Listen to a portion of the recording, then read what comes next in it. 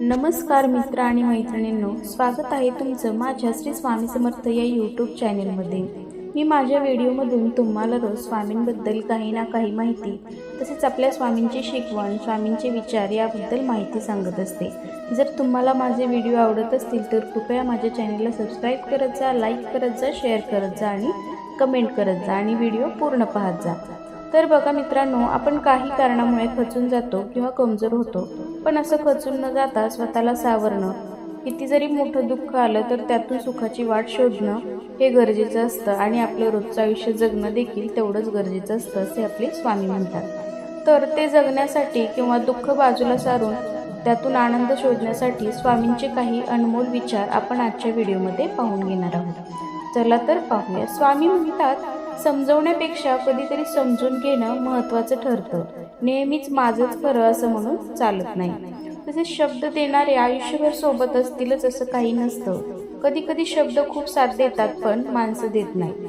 आयुष्यात हजारो लोक मिळतील पण आपल्या हजार चुका माफ करणारे आईबाप आपल्याला कधीच मिळणार नाही, त्यामुळे त्यांना जपा। कधीच खचून जायचं नाही, कारण काळ वेळ हे सगळं बदलतं, फक्त असावा लागतो तो संयम। काही पुण्य असेही करायचे असतात की ज्यांचा साक्षीदार देवाशिवाय कोणीच नसावा। कर्म म्हणतो, तुम्ही दुसऱ्यांच्या भावनाशी खेळाल तर मी तुमच्याशी खेळेन। तसेच स्वामी म्हणतात, अपेक्षा ठेवणं सोडल्यापासून दुःख काय असतं हे आपण विसरून जातो।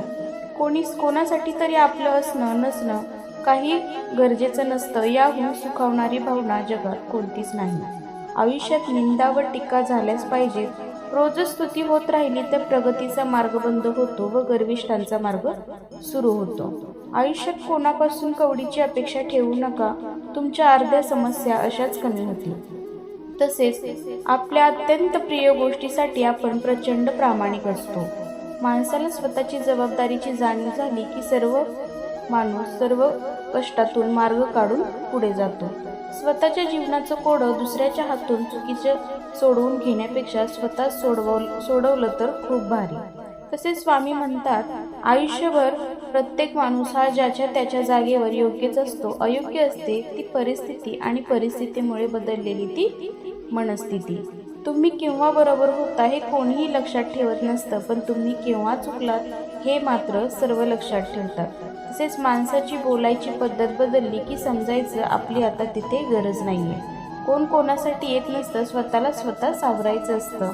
तसेच आपले स्वामी म्हणतात, एकटं राहणं कधीही चांगलं। यशस्वी होण्याचा एकच उत्तम पर्याय आहे, दुसऱ्याचं आपण भलं झालेलं पाहण्याची ताकद आपल्या मनात असली पाहिजे।